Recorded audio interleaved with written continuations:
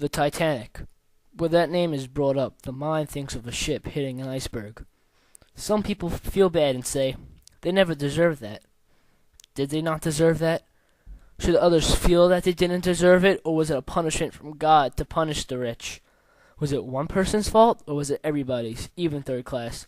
Who is Captain E. Smith? Why didn't he do anything on that night? All those questions and more will be answered on The Voyage of the Titanic.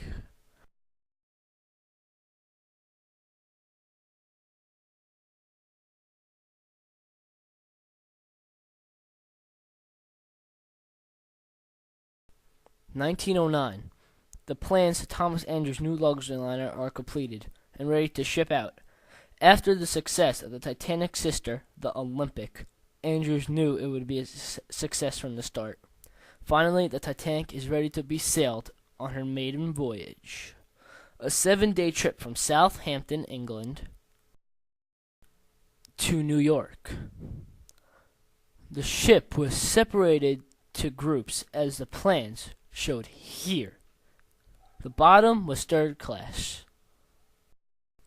The middle part of the ship was second class, and the top part of the ship was first class passengers. The very bottom of the ship is where the workers work. The price of the tickets were according to class. First class was $430, second was $65, and third was $30. Most of third-class passengers were immigrants trying to leave England to get to New York. First class just wanted a nice cruise on the Atlantic Ocean and go back to England. Some of them just wanted a vacation in New York and go back to England. The Titanic was designed by a man named Thomas Andrews, head of the design department Harland and Wolff. Over 15,000 shipyard workers built the Titanic. Each worker was paid $10 a week. It cost $7.5 million to build the whole Titanic. April 10th, 1912. The Titanic was ready to leave the port. It was said that a man named Morgan Robertson wrote a book called Wreck of the Titan or Futility. The book is about a cruise ship called the Titan and sailed on the Atlantic Ocean by a man named Edward J. Smith. Then one night it ran into an iceberg and began to sink. Not convincing? You might be saying, I am sure there are many books about the Titanic after it sank. Only this book was published 14 years before the Titanic sank, and Robertson was alive during the sinking. The Titanic left the port. People were crying, clapping, saying their goodbyes. But Captain J. Smith, however, didn't bother to wave goodbye. Captain Edward John Smith is retiring, but before he retires, the Titanic will be the last ship he'll ever drive. No doubt. Smith is an elderly man who couldn't wait to get his money, didn't care about anyone or anything on the ship. All he wanted was his money and never to work as a captain again, and he will.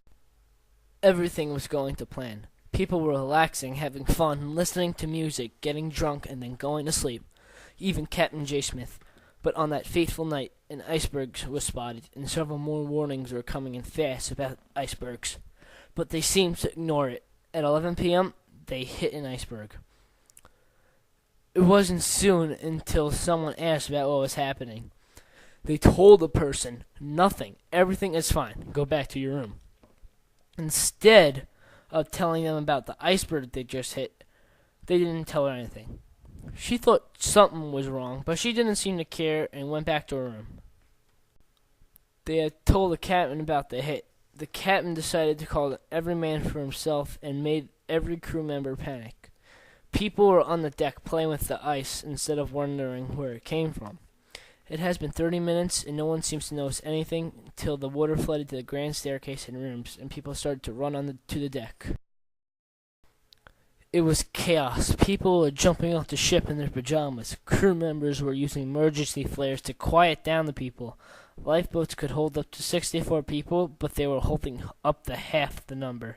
People were falling to the propellers. It was a horrible sight. Then finally, the ship sank.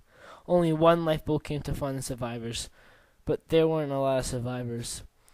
Most of them who jumped off died from hypothermia.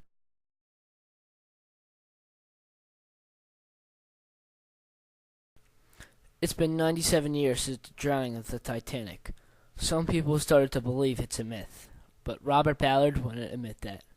Robert Ballard, an undersea scientist, had asked the Navy for $1 million to find the Titanic wreck, and they gave it to him. Submarine Alvin found the Titanic broken into pieces.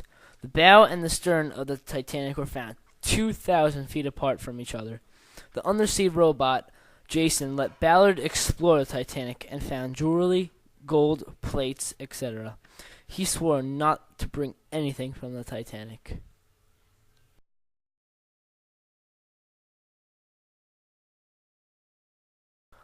So what good came out of the sinking? Well, the universal distress call SOS was used for the first time, and many laws were created after the sinking. Like, for instance, you have to have a safety drill with crew members aboard the cruise ship, trains, any planes, and etc.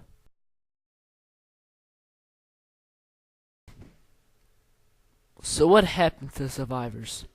Well, another cruise liner named the Carpathia came and rescued the survivors. There were only 705 survivors. So whose fault was it that the Titanic sunk? It was everyone's. The captain barely did anything and hired inexperienced workers. The watcher forgot his binoculars in England. Andrews made the ship too big and created false statements. Everyone was drunk during the night and couldn't find a way to get out. Was this a tragedy, or was it meant to happen? Was it an accident or a punishment? Those questions are not yet unlocked for us to know, but we will all remember what happened that night. It made human history. There are so many new things we could unlock with the Titanic. This was truly a maiden voyage. Like how there was a book written about the Titanic 14 years before it sailed sea. How one cruise liner sank and created present-day safety laws that protect us now. This is a true adventure, and there is more than not even uncovered. There could be something about the ship that could help our daily lives today. Could there? Soon we will find out.